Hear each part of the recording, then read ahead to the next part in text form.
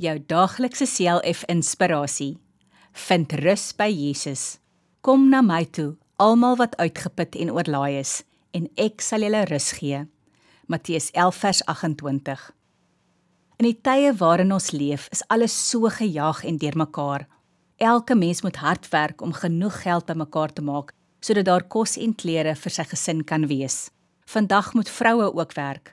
Anders is daar nie genoeg om van te lewe nie. Ook die kinders word van kleins af in kleuterskole gesit.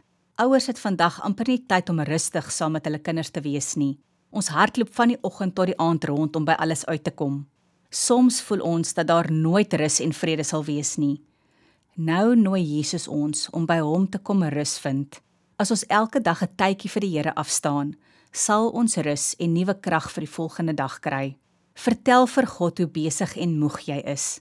Hy sal jou weer nuwe moed en krag gee. Kom ons bid saam. Here Jesus, baie dankie dat ek by U kan rus vind. Amen.